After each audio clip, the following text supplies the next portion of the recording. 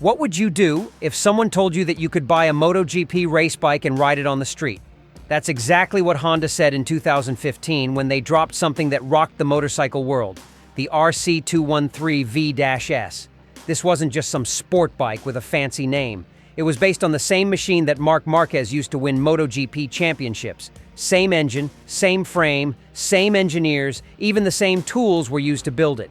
The RC213V-S was supposed to bring the MotoGP paddock to your garage. But as soon as people got their hands on it, they found something they weren't expecting.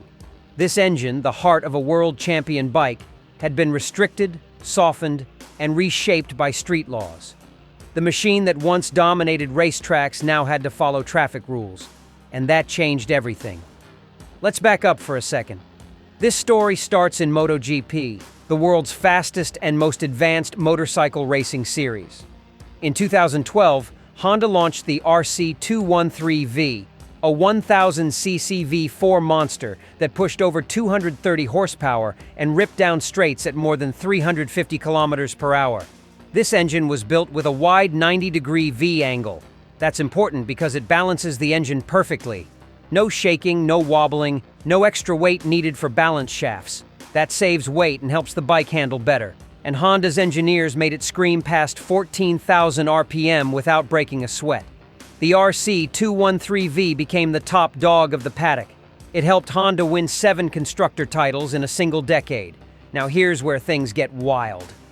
Inside Honda's top racing division, HRC, someone had a bold idea. What if they turned the RC213V into a street bike? Ducati had done something similar in 2006 with the Desmosedici RR, but Honda wanted to go even further. Not a replica, not a tribute. A real MotoGP bike made legal for the road. Yosuke Hasegawa led the project, and it took him and his team 3 intense years. He said the stress turned his hair from black to white. That's how much pressure this bike carried. Finally, in 2015, the RC213V-S launched. The S stood for street, but everything else came straight from the race team. Each bike was hand-built in a special area of Honda's Kumamoto factory, the same place where they build the actual MotoGP engines. Only 213 units were made. The price? Around $184,000 in the US, 188,000 euros in Europe, and 21.9 million yen in Japan. That made it the most expensive Japanese motorcycle ever sold to the public, and Honda still believed they were giving you a deal. So what do you actually get for that much money? Well, the RC213V-S keeps the same core engine, a 999 cubic centimeter, liquid-cooled 90-degree V4. But it's not just about size.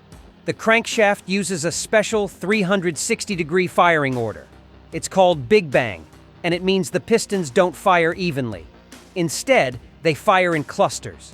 That might sound messy, but it actually gives the rear tire time to grip between bursts of power. That helps control wheel spin, especially during acceleration. It's the kind of thing you only find on race bikes and some high-end supercars. The engine itself is packed with exotic parts. Titanium connecting rods are used because they're strong but super light. The pistons are forged aluminum bridge box designs, with 3 rings instead of the usual 2. That extra ring helps reduce emissions and makes the engine last longer. Inside each cylinder head, there are titanium valves controlled by finger-follower rocker arms. This system is borrowed from Formula One and helps the engine spin faster with less wear. And instead of a simple chain driving the camshafts, the RC213V-S uses a gear-driven setup. 10 precision gears turn the cams with 0 slack. That means the valve timing stays spot on, even at high RPMs. To adjust the gear lash, Honda added an eccentric adjuster so you don't have to change the gears themselves. This setup is so advanced, it's normally seen in million-dollar race cars. You also get a dry sump oil system with scavenger pumps and a separate oil tank. That keeps the crankcase dry and reduces drag on the rotating parts. Even the water pump is mounted on the cylinder head to shorten the hoses and reduce weight. All of this means the RC213V-S is an engineered masterpiece. HRC builds their race engines to last 8 hours at full throttle. But for this street version, they built it to last even longer.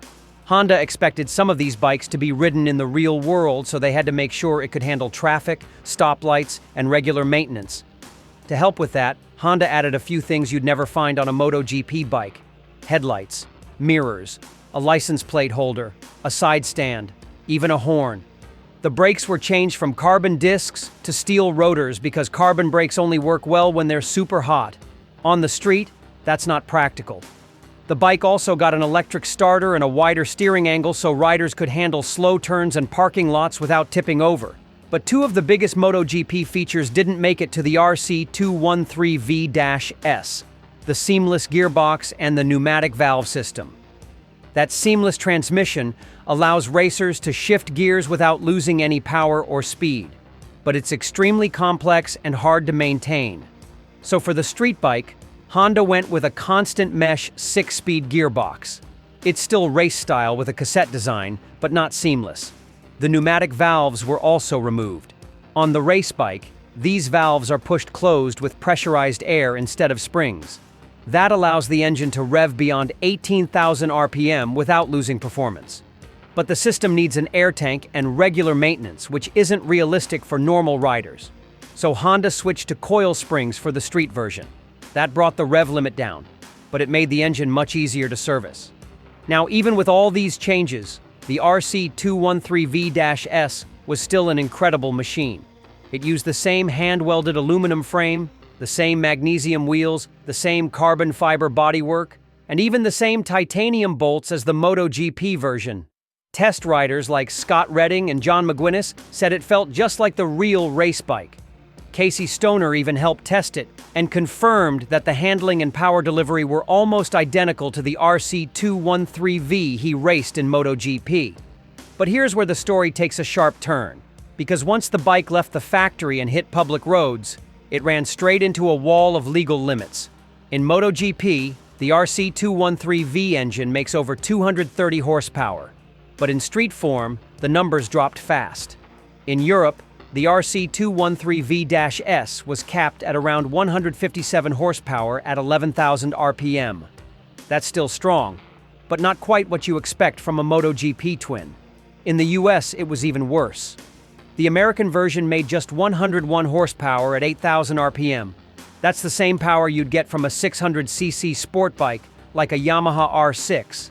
And in Japan, the home market, only 70 horsepower. That's less than a basic commuter bike like the Yamaha MT-07. For a motorcycle built with MotoGP DNA, those numbers were a shock. So why did Honda do it? What forced them to take this deadly fast engine and tame it so much? The answer, plain and simple, is noise. In the US, motorcycles need to pass strict sound tests. These tests measure decibels under certain speeds and throttle positions. For street bikes, the legal limit can dip as low as 80 decibels in some conditions. That's quieter than a vacuum cleaner. And here's the problem. The RC213V-S wasn't born to whisper. It was born to scream. This bike didn't have the space to hide bulky mufflers or air filters. It was built tight and light, just like the MotoGP machine. So Honda had to get creative. To meet US noise laws, they squeezed in 2 tiny mufflers. These weren't designed for performance, they were designed for compliance, and that changed everything. With those mufflers in place, the bike couldn't breathe. The engine struggled to pull in air and push it out, so Honda had to electronically cut the red line. It dropped from over 13,000 RPM to just 9,400. And the power? Capped at 101 horsepower. The bike couldn't even spin fast enough to use the full potential of its valves, pistons, or cam gears. It wasn't a failure in engineering, it was the result of following the rules. Exactly, and maybe too carefully. Other brands might have found ways to pass sound tests with trick setups or clever measuring. But Honda chose to meet the regulations the hard way, with real-world accuracy. And they paid the price in performance. In Europe and Australia, the rules were a bit looser. Their RC213V-S versions hit about 157 to 159 horsepower and got a rev limit closer to 12,000 RPM. Still restricted, but far more usable. Japan had its own strict license categories that capped output based on rider class. That's why the Japanese version came out making only 70 horsepower. Even France at the time had a 100 horsepower limit by law. The RC213V-S was a global machine, but every country brought its own chains. When the numbers hit the press, riders were stunned. How could a $184,000 motorcycle get beat on paper by an $8,000 beginner bike? People compared it to bikes like the CBR 600RR or the MT-07 and asked the obvious question, where's the power? Critics called it a joke. Journalists laughed at the horsepower to dollar ratio. A few said it was less of a MotoGP bike and more of a museum piece. But the truth was more complex. Inside Honda's racing division, no one panicked. They never saw the horsepower number as the full story. Because they knew something most people didn't. There was a way to unlock the full potential. It wasn't a secret, but it wasn't advertised loudly either. Honda had a plan for the serious riders, the ones who wanted the real deal. That plan was the HRC Sports Kit. Now, this kit didn't come with every bike. It had to be ordered separately, and it wasn't cheap.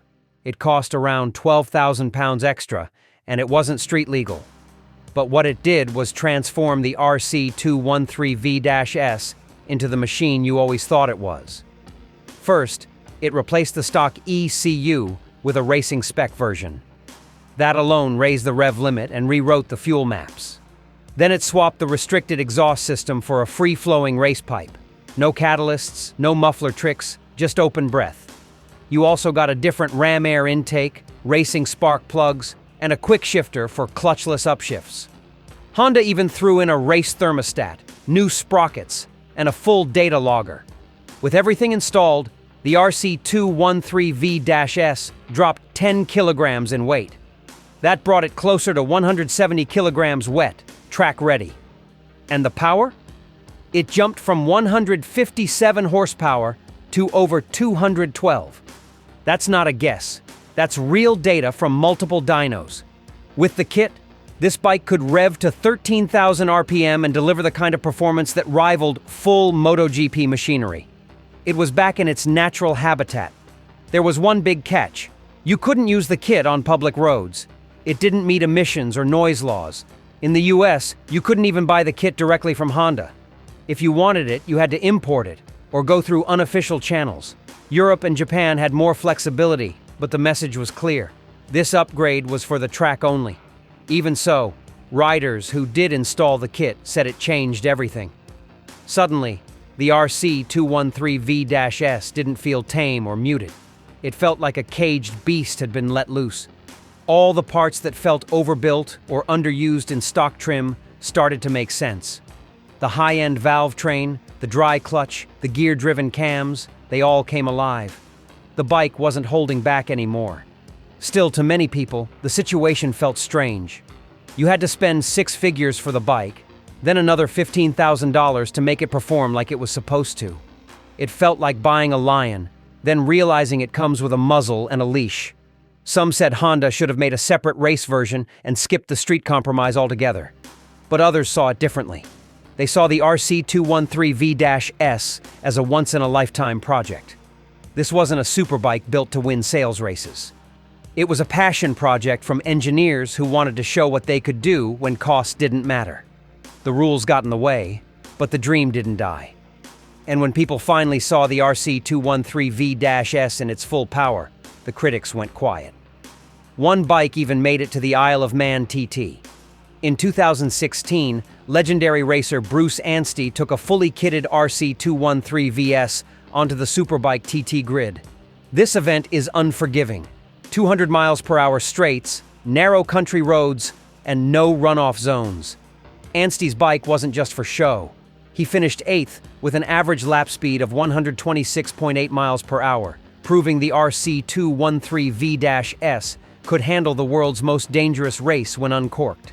The RC213V-S also appeared at events like the Goodwood Festival of Speed. It wasn't a display piece. It roared up the hill with TT legend John McGuinness grinning the whole way. When unleashed, this bike showed its MotoGP DNA. It wasn't a replica. It was the real thing with its leash off. And despite all the complaints, it didn't take long for the RC213V-S to sell out. Honda said they'd make 213 units, a nod to its name. But orders came fast. More than 220 were taken. Collectors lined up. Some would never ride theirs. Others would take them to track days, race events, or private collections. Years later, the RC213V-S is still breaking records. In 2021, one went to auction and sold for $238,000, making it the most expensive Japanese motorcycle ever sold used. That says a lot. Despite the restrictions, the public still saw this bike as a legend. This motorcycle may have been tamed for the street, but its heart still beats with the soul of a MotoGP champion, and that is the thrilling, sobering truth behind Honda's deadly RC213V-S engine.